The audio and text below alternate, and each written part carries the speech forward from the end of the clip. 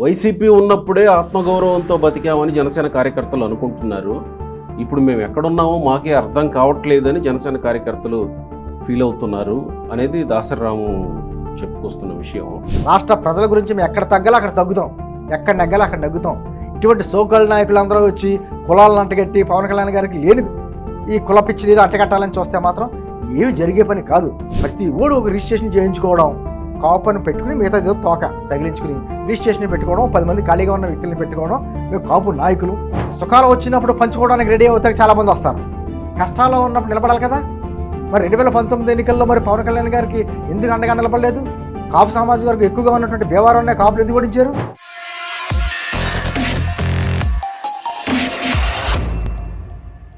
నమస్తే, తెలుగు న్యూస్కి స్వాగతం. జనసేన అధికార ప్రతినిధి కోసంపూడి శ్రీనివాస్ గారు ఉన్నారు మనతో. నమస్కారం శ్రీనివాస్ గారు. జనసేన నాయకుడో కాదో నాకు తెలియదు, వాస్తవానికి కాపు నాయకుడిగా పేరుంది దాసరిరాము, గుంటూరు.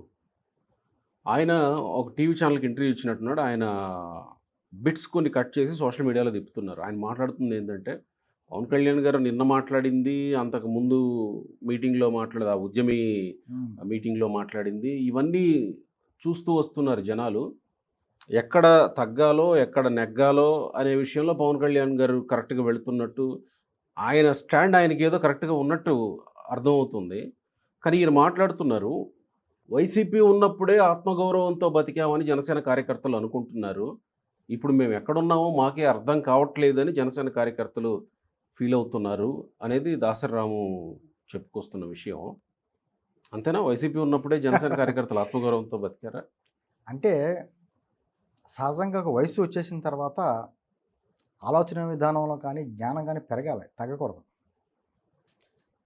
దీన్ని మరి సైంటిఫిక్ రీజన్లో ఆ టెర్మినాలజీ నాకు రాదు, కానీ ఇదో రకమైనటువంటి వ్యాధి. ఆ వ్యాధి ఏంటని చెప్తాను.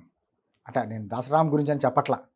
చాలామంది పవన్ కళ్యాణ్ గురించి మేము ప్రాణం ఇచ్చాం, రక్తం దారబోసాం, కుటుంబం ఆస్తులు దారబోసాం, రకరకాల పెద్ద పెద్ద మాటలు మమ్మల్ని గుర్తించాడా, కనీసం మమ్మల్ని కూర్చోబెట్టుకున్నాడా? కేవలం పవన్ కళ్యాణ్ గారు నన్ను పిలవలేదు, నాతో మాట్లాడలేదు, నన్ను పక్కన కూర్చోబెట్టుకోలేదు, నాతో ఫోటో దిగలేదు, ఈ కాన్సెప్ట్తో బాధపడేవాళ్ళు చాలామంది ఉన్నారు. ఈయనంటే బయటపడిన వ్యక్తులు, నాయకులు చాలామంది ఉన్నారు. నాతోటే అన్నారు, ఎంత కష్టపడ్డామండి పార్టీ గురించి, కనీసం ఎప్పుడు ఒక మాట మాట్లాడా, ఎప్పుడైనా ఫోన్ చేశారా? అసలు ఇందాక మీరు అన్న మాటకి నాకు చాలా బాధేసింది. ఎందుకంటే వైఎస్ఆర్ ప్రభుత్వంలో కాపులు ఆత్మగౌరవంతో బతికారా? అదే ఆయన చెప్తున్నాడు, కాపు నాయకుడే చెప్తున్నాడు. సరే, కాపు నాయకుడు జనసేన పార్టీ వాళ్ళు ఆత్మగౌరవంతో ఉన్నారని అంటున్నాడు. నేను అంటుంది, కాపు నాయకుడు అంటే ఆయన్ని కాపు నాయకుడి కింద ఎంచుకున్న కాపులు ఎవరు? First point. ఇప్పుడు ఒక సంఘం ఉందండి, ఒక సంఘంలో నాయకుడు ఉన్నారంటే ఆ సంఘంలో ఉన్నటువంటి సభ్యులందరూ కలిపి ఎన్నుకుంటే సంఘ నాయకుడు అవుతాడు. ఈ కాపు నాయకుడిని ఎన్నుకున్న కాపులు ఎవరో నేను అడుగుతున్నా. ఒకటో పాయింట్. సరే, ఆయనంటే నాకు గౌరవం ఉంది, పరిచయం ఉంది, నాకు గౌరవం దాన్ని కానీ పక్కన పెట్టండి. ఇప్పుడు ఆయన మాట్లాడే మార్గంలో ఒక క్రాస్ అయిపోయి మాట్లాడుతున్నాడు కాబట్టి మేము మాట్లాడవలసి వస్తుంది. 2014-19 మధ్యన కాపు రిజర్వేషన్స్ గురించి ఒక ఉధృతంగా మొదల పద్మనాభరెడ్డి గారు చేస్తున్నటువంటి ఉద్యమం చేస్తున్నప్పుడు, అప్పుడు ముద్రగడ పద్మనాభమే, అప్పుడు రెడ్డి అవ్వలేదు ఇంకా. అదే ఇప్పుడు రెడ్డి ఇప్పుడున్న పేరుతో పిలుచుకోవాలి కదా. మొదల పద్మనాభరెడ్డి గారు అప్పుడు చేసినటువంటి ఉద్యమం టైంలో సరే ఈడబ్ల్యూఎస్ రిజర్వేషన్స్ వచ్చిన రాష్ట్రానికి వచ్చిన 10%లో 5% కాపులకు ఇవ్వాలని చెప్పేసి చంద్రబాబు గారు డిక్లేర్ చేశారు. 2019-24 మధ్యలో 2019 తర్వాత వచ్చినటువంటి జగన్మోహన్ రెడ్డి ఆ 5% కూడా లేకుండా చేశాడు కదా. ఆ రోజున ఏమైపోయింది మీ ఆత్మగౌరవం? పవన్ కళ్యాణ్ గారిని వ్యక్తిగతంగా, ఆయన భార్యని, ఆయన పిల్లల్ని కూడా చాలా దారుణంగా మాట్లాడుతున్నటువంటి చాలామంది మాట్లాడారు. జగన్మోహన్ రెడ్డి గారే కాదు, ఆ పార్టీకి సంబంధించినటువంటి అనేక మంది సినిమా ఫీల్డ్కి సంబంధించిన వ్యక్తులు కూడా, పోసార కృష్ణమూర్తి లాంటి వాళ్ళు కూడా చాలా దారుణమైన భాషతో మాట్లాడారు. ఆ రోజు ఏమైపోయింది? మీ జాతి గౌరవం, ఆత్మగౌరవం మాట్లాడుతూ అంటారు కదా, పవన్ కళ్యాణ్ గారిని ఏదో కులానికి పరిమితం చేయడానికి రకరకాలుగా ప్రయత్నాలు చేస్తున్నారు కదా. ఆయన పదే చెప్తున్నాడు, నేను ఏదో కులం చూసుకు పెట్టుకోలేదు ఆ పార్టీ, నేను పెట్టింది రాజకీయ పార్టీ, నేను పెట్టింది కుల సంఘం కాదు అని పదే చెప్తున్నాడు. అయినా కూడా వీళ్ళ త్యాగాలు చేసేసారు అంటున్నారు కదా. వీళ్ళ త్యాగాలు మరి ఆ రోజున అన్ని మాట్లాడినప్పుడు, అంత ఇదిగా చేసినప్పుడు ఏమైపోయింది ఆ రోజున? మరి జగన్మోహన్ రెడ్డి గారు ఇల్లు ముట్టడి చేయాలి కదా. రాష్ట్రంలోనే అతిపెద్ద సమాజం, అతిపెద్ద కులం అంటారు కదా. ఆ అంత పెద్ద కులానికి నాయకుడిగా మీరు చెప్పుకుంటారుగా. నేను అంటుంది ఏమైపోయిన ఆత్మగౌరవాలు? 2019-24 మధ్యన ఎంతమంది కాపులు అంటే కాపు పేరు వచ్చింది కాబట్టి కాపులు అంటున్నా, కాపులే కాదు అనేక మంది రాష్ట్రంలో ఎవరైతే ఆ ప్రభుత్వానికి వ్యతిరేకంగా మాట్లాడారో ఆ మాట్లాడిన వ్యక్తులందరినీ కూడా ఎంత దారుణంగా హింసించారు. మీకు ఏదో కొత్త కొత్త పదాలు వస్తున్నాయి, కాపులు దళితులు కలవాలి రకరకాలుగా అని చెప్పేసి అని. డాక్టర్ సుధాకర్ దగ్గర నుంచి డ్రైవర్ సుబ్రహ్మణ్యం వరకు దళితులు కదా, అన్యాయం అయిపోయింది. మా ఆ రోజున ఏమైపోయినాయి ఈ నాయకులందరూ? ఎంటుంది ఒక సుఖాలు వచ్చినప్పుడు పంచుకోవడానికి రెడీ అవుతారు చాలామంది వస్తారు, కష్టాల్లో ఉన్నప్పుడు నిలబడాలి కదా. మరి 2019 ఎన్నికల్లో మరి పవన్ కళ్యాణ్ గారికి ఎందుకు అండగా నిలబడలేదు? కాపు సామాజిక వర్గం ఎక్కువగా ఉన్నటువంటి భీమవరం కాపులు ఎందుకు ఓడించారు? ఏంటుంది? ఎందుకంటే ఆ రోజున భీమవరాన్ని కూడా ఇద్దరు కాపులు పోటీ చేశారు, అటువైపులో ఉంటే కాపు వర్గం విడిపోయారు కదా. ఎవరికి కావాల్సిన నాయకుడికి వాళ్ళు ఓట్లు వేసుకున్నారు అప్పట్లో. ఏంటంటే ఒక కులాన్ని ఎందుకు తీసుకొస్తారు? కులాలను కలిపే ఆలోచన విధానంతో వెళ్తున్నటువంటి పవన్ కళ్యాణ్ గారు, ఆ కులాలను కలిపే ఆలోచన విధానాన్ని మొదటి సిద్ధాంతంగా పెట్టుకున్నటువంటి పవన్ కళ్యాణ్ గారు, నేను అందరి వాడిని అని చెప్పుకుంటున్నటువంటి పవన్ కళ్యాణ్ గారిని ఒక కులానికి పరిమితం చేయడం, లేకపోతే ఆ కులానికి సంబంధించి వీళ్ళేదో త్యాగాలు చేసేసినట్టు, వీళ్ళేదో ఆస్తులు అమ్ముకున్నట్టు. ఇప్పుడు పిఆర్పి నుంచి 20 ఏళ్ళుగా మేము కుటుంబం త్యాగాలు చేసేసినట్టు సోషల్ మీడియాలో పోస్టులు పెట్టారంట. వాళ్ళ కుటుంబం, వాళ్ళ అమ్మాయి సోషల్ మీడియాలో పోస్టులు పెట్టేసినంత మాత్రాన, ఇలా స్టూడియోలోకి వచ్చి కూర్చుని మాట్లాడేసినంత మాత్రాన త్యాగమా? త్యాగం కింద కార్యకర్తలు చేశారండి. వాళ్ళు చేసింది పవన్ కళ్యాణ్ గారి గురించో చంద్రబాబు గురించో చేయలేదు. జగన్మోహన్ రెడ్డి పెట్టినటువంటి హెరాస్మెంట్ చూశారు. నిన్న ఒక మాట అన్నారు పవన్ కళ్యాణ్ గారు, నేను హోటల్లో నుంచి పైనుంచి చూస్తున్నప్పుడు ఒక చంటి తల్లి జెండా పట్టుకుంది, అప్పుడు నాకు నా బాధ్యత ఎంత ఉందో అర్థమైంది అని పవన్ కళ్యాణ్ గారు. ఆమె కాపుకులం కాదే.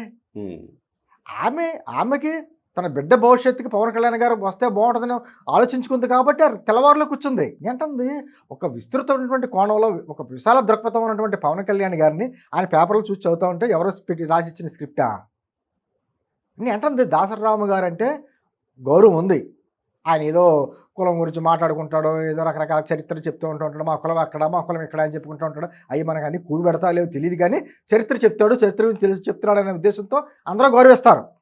కానీ ఈయనకి ఏదో లబ్ధి చేకూరలేదని చెప్పేసి ఈ సిద్ధాంతులు అందరూ కలిసి కూర్చుని ఎవరైతే పవన్ కళ్యాణ్ గారి గురించి కష్టపడిపోయామో, లేదా కాపు కులం గురించి త్యాగాలు చేసేసామని చెప్పుకుంటున్నారో వీళ్ళందరూ గ్రూప్ కింద కట్టి ఈ రోజున పవన్ కళ్యాణ్ గారిని టార్గెట్ చేయడం.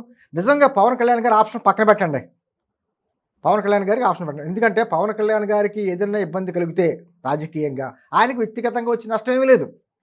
అవసరమైతే సినిమాలకు వెళ్తాడు, సంతకం పెడితే 100 కోట్లు వస్తాయి అతనికి. కానీ ఎవరు నష్టపోతున్నారు? నాకు ఒక్కసారి అంటే సందర్భం కాకపోని చెప్తున్నా, జేపీ గారు ఒకసారి మాట్లాడినారు నాతోటి, శ్రీనివాస్ గారు పవన్ కళ్యాణ్ గారు కానీ రాజకీయాల నష్టపోతే పవన్ కళ్యాణ్ గారికి వచ్చే వ్యక్తిగత నష్టం ఏమీ లేదు, కానీ పవన్ కళ్యాణ్ లాంటి చరిష్మా ఉన్న నాయకుడు, పవన్ కళ్యాణ్ అంత పెద్ద నాయకుడు నష్టపోతే భవిష్యత్తులో ఎవరో కూడా యువత రాజకీయాల్లో కొత్త కూడా సాహసం చేయరు, ఆయనే ఫెయిల్ అయ్యాడు మనం ఎంత అనుకుంటాను, సమాజానికి మంచిది కాదు అన్నాడు ఆయన. నేను అదే చెప్తున్నాను ఈరోజు కూడా. పవన్ కళ్యాణ్ గారిని కాపు నాయకుడిగా మీరు కొన్ని జనసేన పార్టీ నాయకుడిగానో లేకపోతే ఈ రాష్ట్ర నాయకుడిగానో మీరు అంగీకరించలేదనుకో, మీరు ఆప్షన్ చెప్పించండి నాకు. ఆ స్థాయిగా ఒక వ్యక్తి బయటకు వచ్చి తనకు ఉన్నటువంటి చరిష్మానే లేకపోతే తనకు వచ్చే ఆదాయ మార్గాలన్నింటి మూసేసుకుంటూ వచ్చి రాష్ట్రం గురించి తన పదవులను కూడా పక్కన పెట్టుకుని రాష్ట్రం గురించి ఆలోచించేటువంటి వ్యక్తి దాదాపు 3,000 మంది కౌలు రైతులు ఆత్మహత్యలు చేసుకుంటే ₹1,00,000 చొప్పున 30 కోట్లు ఇచ్చాడు. ఎవరన్నా ఇచ్చారండి వీళ్ళు? సొంత డబ్బు. మరి ఆ సొంత డబ్బు ఇచ్చినప్పుడు ఆయన కాపు రైత, కమ్మ రైత అని కులాలు ఏం చూసుకోలేదు కదా ఆయన. నేను అంటుంది అటువంటి వ్యక్తిని కాపాడుకోవాల్సింది పోయి ఈ విధంగా మళ్ళీ ఆయన మీద అభాండాలు పెడుతుంటే ఎవరికి లబ్ధి చేకూర్చడం గురించి మీరు చేస్తున్నారు. ఎగ్జాక్ట్లీ. నాకు కూడా ప్రశ్న ఉంది, ఇంకేమన్నా ఉన్నాయేమో అంటే ఇప్పుడు నేను చెప్పలేను. ఇప్పుడు ఆయన మనసులో ఏముందో ఆ మనసులో దూరం మనం చెప్పలేము. కాకపోతే ఎన్ని మాట్లాడుతుంటే ఖచ్చితంగా మనలో వస్తాయి. మీకు ఏమైనా వేరే ఆల్టర్నేటివ్ ఉందా? మీకు ఏమైనా ఇబ్బందులు ఉన్నాయా? అంటే వీళ్ళు ఒకటేనండి, ప్రతి వాళ్ళు పవన్ కళ్యాణ్ నన్ను పిలవలేదు, నన్ను కూర్చోబెట్టుకోవాలంటే ఆయనకి చాలా పనులు ఉన్నాయి, చాలా బాధ్యతలు ఉన్నాయి. మీరు నమ్మరు సార్ గోపి గారు, నేను పార్టీ జాయిన్ అయిన రోజున పవన్ కళ్యాణ్ గారితో దిగిన ఫోటో ఈ రోజు నా ఫోటో లేదు. మేమే పక్కటేసామా? అఫ్ కోర్స్ మీరు ఫోటో దిగాలని అనుకోలేదేమో, అసలు అనుకుంటే దిగచ్చు. మా లక్ష్యం వేరండి, మా లక్ష్యం వేరు. పవన్ కళ్యాణ్ గారి దగ్గరికి వెళ్ళడం, ఆయనతో ఫోటో దిగడం పని కాదు కదా, మాకు అవసరం లేదు. పార్టీ ఆఫీస్ నుంచి మెసేజ్ వచ్చి పార్టీ ఆఫీస్కి రమ్మంటే తప్ప నేను పార్టీ ఆఫీస్ గుమ్మం కూడా తొక్కలా. ఇప్పటికీ నాకు ఒక డ్యూటీ ఇచ్చారు, ఒక అధికార ప్రతినిధి, నాకు ఒక బాధ్యత ఉంది. నేను పార్టీకి ప్రజలకి మధ్యన అనుసంధానంగా బ్రిడ్జిగా ఉండాలి. ఇప్పుడు సైనికులు ఉంటారు సార్, దేశంలో బోర్డర్లో వాళ్ళు కాపలా కాస్తూ ఉంటారు శత్రువులు రాకుండా. అవును. వాళ్ళకి ఢిల్లీ రాజకీయాలతో సంబంధం లేదు. ఉమ్, వాళ్ళ శత్రువులు రాకుండా కాపాడుకుంటే వాళ్ళ పని. అంతే కదా. అందుకే మమ్మల్ని కార్యకర్తలు అంటారు, జన సైనికులు అంటారు. ఉమ్, మేము అటువంటి బాధ్యతగా మేము వెళ్తున్నాం. జన సైనికులు ఎన్ని కష్టాలు పడ్డారు సార్ నిజంగా. 2019-24 మధ్యన ఉమ్. ఇన్ని రకాలుగా కేసులు పెట్టించుకున్నారు. మానసికంగా, శారీరకంగా, ఆర్థికంగా ఇబ్బంది పడ్డారు. వాళ్ళ ముందు మీరు నేను పడ్డ ఇబ్బందులు ఏమున్నాయి అసలు? సార్, ఒక సెన్సిటివ్ విషయాన్ని మళ్ళీ పదే పదే తీసుకొస్తున్నారు ఈయన. పొంగవీటి మోహన్ రంగా గారి మర్డర్ గురించి. ఆ రోజు మీరు కాపాడలేదు, ఆ రోజు మీరు కాపాడలేదు అని అంటావు నువ్వు. ఆ రోజు మేము కాపాడటానికి అదొక రాజ్యం, అప్పుడు ప్రభుత్వమే మర్డర్ చేయాలనుకుంది. ప్రభుత్వమే, ఒక రాజ్యమే ఒక వ్యక్తిని మర్డర్ చేయాలనుకున్నప్పుడు ఎవరు మాత్రం ఆపగలరు అని అంటే అంటాడు. ప్రజాబలం కంటే ఎక్కువ నేను అంటుంది. ఉమ్, ప్రభుత్వం వంగవీటి మోహన్ రంగా గారి హత్య గురించి అసలైన విషయాలు సమాజంలో 99% ఎవరికీ తెలియదు. దాదాపుగా అంతే అనిపిస్తూ ఉంటుంది. ఎందుకంటే ఎవరు మాట్లాడినా కొన్ని అనుమానాలు వదిలేసి వెళ్తూనే ఉంటారు. ఎవరి స్టోరీలు వాళ్ళు రాస్తారు. ఉమ్, ఆయన ఒక కుల నాయకుడని ఇప్పుడు చెప్పుకోలే ఉమ్, వంగవీటి మోహన్ రంగా గారు. ఉమ్, వంగవీటి మోహన్ రంగా గారు ఆ రోజు నిరాహార దీక్ష చేసి ఆయన మరణానికి కారణమైనటువంటి ఆ దీక్ష ఎవరి గురించి చేశారు? కాపుల గురించి చేశాడు. ఆయన పేద ప్రజల భూముల గురించి ఆయన దీక్ష అవును. చేస్తుంటే అవును. చేశారు. ఆయన మరణం, ఆయన ఎదుగుదల కొంతమందికి అడ్డంగా వస్తుందని చెప్పేసి నా పార్టీలతో సంబంధం లేకుండా చాలామంది నాయకులు హస్తాలు ఉన్నాయి. అసలు వాస్తవం అది.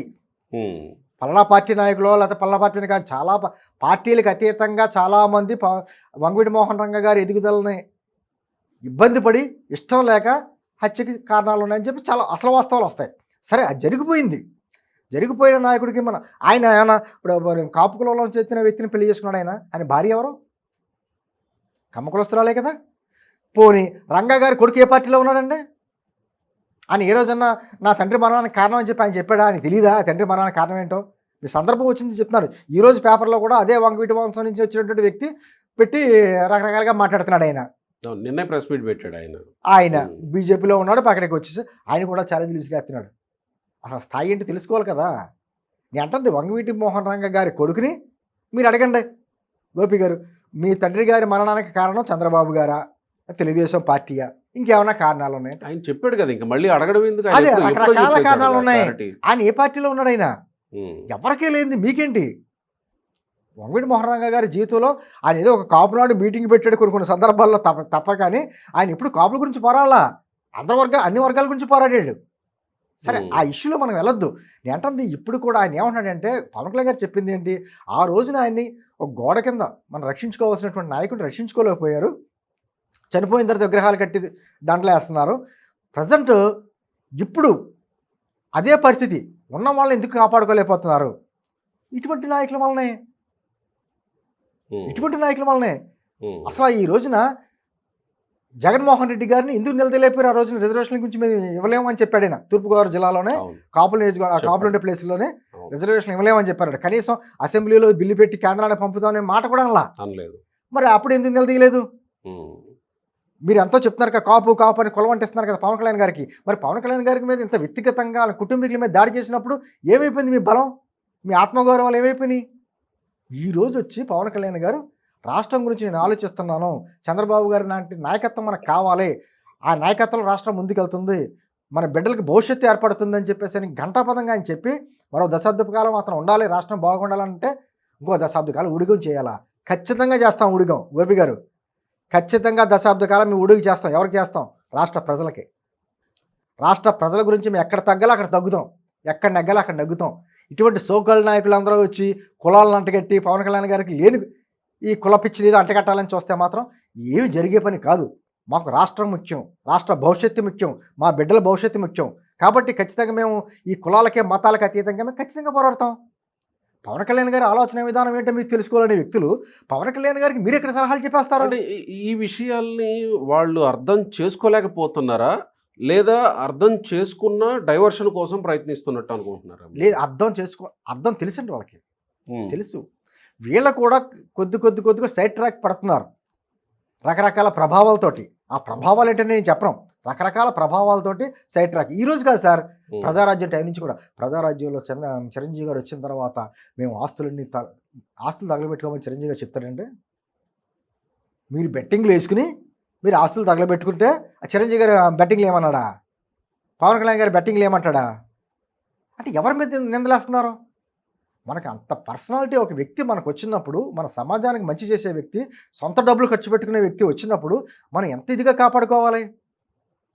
మనకేదో పదవులు రాలేదనో, మనకేదో ఆర్థికంగా ఉపయోగపడలేదనో, మనల్ని గుర్తించలేదనో మనం తేలిగ్గా మాట అనేయచ్చు. కానీ నష్టం ఎవరికి? పవన్ కళ్యాణ్కి ఏది నష్టం ఉంటుందండి? సమాజానికి నష్టం కదా. మరి ఇంత సీనియారిటీలో రాజకీయాల్లోని లేకపోతే ఇంత చరిత్ర గురించి చెప్పే వ్యక్తులు ఆ మాత్రం ఆలోచించొద్దా? అంటే ఇతరులను చూసి కూడా కొంచెం నేర్చుకోవాలి కదా. ఎక్కడన్నప్పుడు జగన్మోహన్ రెడ్డి గారి వ్యక్తి అనే వ్యక్తి ఎటువంటి వాడో ఆ రెడ్డి సామాజిక వర్గానికైనా లేకపోతే రాష్ట్రంలో వాళ్ళకి తెలియదా? కానీ ఏ రోజైనా వచ్చి ఆ రెడ్డి సామాజిక ఉన్న వ్యక్తులందరూ ఏమన్నా ఖండించారా? తప్పు చేస్తున్నా కూడా అరే ఇంత మంచి వ్యక్తిని మనం కాపాడుకోవటానికి లేకుండా మళ్ళీ బురద జల్లడం ఏంటి అంటే ఎక్కడికి వెళ్ళిపోతున్నారు? దాన్ని దాసరి రామయ్య గారు అంటే నేను మళ్ళీ చెప్తున్నా, ఆయన అంటే గౌరవం ఉంది. కానీ ఎందుకు ఆయన లైన్ దాటి వెళ్ళిపోతున్నాడు? ఆయనతో నాకు పరిచయం ఉంది. ఎందుకు లైన్ దాటి వెళ్ళిపోతున్నాడు? కులం కులం కులం కులం కులం. నీ కులం ఇదే రాష్ట్రంలో ఓ చోట బీసీగా ఉంది, ఓ చోట ఓసీగా కూడా ఉంది. మీ ప్రయాణం ఎక్కడి వరకు వెళ్తుంది అంటే నేను అంటే రాము గారి గురించి కాదు, కానీ ఈ కుల నాయకులు మన గతంలో కూడా మీ యొక్క ఇంటర్వ్యూలో చెప్పాను. ఎన్ని సంఘాలు ఉన్నాయంటే ప్రతి ఓడు ఒక రిజిస్ట్రేషన్ చేయించుకోవడం, కాపుని పెట్టుకుని మిగతా ఏదో తోక తగిలించుకుని రిజిస్ట్రేషన్ పెట్టుకోవడం, 10 మంది ఖాళీగా ఉన్న వ్యక్తులను పెట్టుకోవడం. మేము కాపు నాయకులు. ఎవర్రా మిమ్మల్ని అసలు ఎక్కడి నుంచి వచ్చారు మీరంతా? మిమ్మల్ని ఎన్నుకున్న కాపులు ఎవరు? మీ లక్ష్యం ఏంటి అసలు? ప్రతి ఊళ్ళు లెటర్లు రాయడమే, ప్రతి ఊళ్ళు సలహాలు సూచనలు వార్నింగ్లు రకరకాలు. ఒకటి కాదు, మిమ్మల్ని చూసుకుని పార్టీ పెట్టాడా పవన్ కళ్యాణ్ గారు? మీరు ఉంటారని, మీరు అండగా ఉంటారని పెట్టాడా? మిమ్మల్ని త్యాగాలు చేయమన్నాడు ఆయన. త్యాగాలు చేసేసి ఉంటారు. త్యాగం అనే పదం అండి చిన్న పదం కాదు అది. ఆ పదానికి అర్థం చాలా ఉంటుంది. కోసంపూడి శ్రీనివాస్ గారు అంటే నాకు తెలిసి చాలా మందికి గౌరవంగా ఉంటుంది. ఎందుకంటే ఆయన బ్యాలెన్స్డ్గా మాట్లాడతారు, కాస్త సెన్సిటివిటీ ఉంటుంది ఆయన మాటల్లోని. ఈరోజు కాస్త బరస్ట్ అవుతుంది కదండి. మందికి బాధ కలుగుతుంది సార్. ఏంటంటే మా లక్ష్యం వేరు సార్ గోపి గారు. రాష్ట్రం బాగోకపోతే, రాష్ట్రం బాగుంటే రాజకీయం ఏళ్ళ కప్పు రేపు చేసుకుందాం. రాష్ట్రం నాశనం అయిపోయి రావణ కాష్టంలో తయారైపోయిన తర్వాత, దుర్మార్గుల చేతులకు వెళ్ళిపోయిన తర్వాత ఏం చేస్తాం సార్ రాజకీయం? ఇలా మన బిడ్డలకి ఏం ఇస్తున్నాం సార్ మనం? ఎలాగ మంచి భవిష్యత్తు ఇవ్వలేకపోతున్నాం. మంచి సమాజాన్ని ఇవ్వద్దా కనీసం? మంచి సమాజం వస్తే మంచి భవిష్యత్తు ఆటోమేటిక్గా వస్తుంది. అదే అండి, మంచి భవిష్యత్తుని ఎందుకంటున్నానంటే ఈ రోజు చూడండి, హీట్ వేవ్స్ 48 degrees అని మన చేతిలో స్వయంకృతాపరాధాలు కదా ఇవన్నీ. అంటే ప్రకృతిని నాశనం చేసేసాం. తాగడానికి మంచినీళ్ళు ఇవ్వలేకపోతున్నాం, స్వచ్ఛమైన గాలి ఇవ్వలేకపోతున్నాం. కనీసం సమాజం బతకడానికి వాళ్ళకి అద్భుతంగా వాళ్ళ పనులు వాళ్ళు చేసుకునేలాగా గౌరవంగా బతికేటువంటి సమాజం అయిపోతే మనం ఎందుకు సార్ మన రాజకీయాలు ఈ కులాలు కూడి పెడతాయా? అంటే నేను అంటుంది దీనికి ఒక లిమిట్ ఉంటుంది సార్. మాట్లాడొచ్చు, ఎవరి కులం అంటే వాళ్ళకి అభిమానం ఉంటుంది, కానీ పక్క కులాల మీద ద్వేషం పెంచుకోకూడదు. పక్క కులాల మీద ద్వేషం పెరిగినప్పుడు ఆటోమేటిక్గా ఇటువంటి మాటలు వస్తాయి. మీ టార్గెట్ మీ కులాన్ని పెంచుకోవడం కాదు, వేరే కులం మీద విషయం చెమ్మడం. బద్దలు కొట్టేశారు. వేరే కులం మీద విషయం చిమ్మడం, ప్రయాణం చేసినప్పుడు ఇటువంటి ఆలోచన వస్తాయి. ఆ కళ్ళు ఆ బయలు గమ్మినప్పుడు ఏమవుతాయంటే ఏమి కనపడం, పొరలు గమ్ముతాయంట. అంతే, ఖచ్చితంగా పొరలు గమ్ముతాయి. ఇప్పుడు అమరావతి ప్రాంతాన్ని ఎన్ని రకాలుగా అన్నారు సార్? అమరావతి అన్నారు, కమరావతి అన్నారు, బ్రహ్మరావతి అన్నారు. ఒక కులానికి అంటగడతా చూశారు. అమరావతిలో కులాలు లెక్కలు తీయండి. మీరు అన్న అమరావతి పర్సంటేజ్ ఎంత? బీసీలు, ఎస్సీలు, కాపులు, తర్వాత కమ్మవారు ఉన్నారు.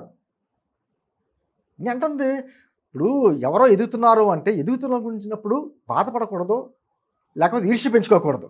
స్ఫూర్తి అసలు ఏ విధంగా ఎదుగుతున్నాడు, వాళ్ళలో ఉన్నటువంటి ఐక్యత ఏంటి, మనలో లేనిదేంటి, ఇది తెలుసుకోవాలి తప్ప కేవలం పైకి ఎదుగుతుంటే కాళ్ళెట్లు ఎనగాలి లాగేస్తామంటే నువ్వు ఎదగలేవు, ఎదిగేవాడిని కూడా ఎదగనివ్వు. మరి అది అంతా అర్థం చేసుకుంటారని నేను ఆశిస్తున్నాను. ఎప్పటికైనా వాళ్ళ మనసు మారి వాస్తవాలు గ్రహిస్తారో, ఎవరి ట్రాప్లో కూడా పడకుండా ఉంటారని చెప్పి నేను కోరుకుంటాను. Right sir, thank you.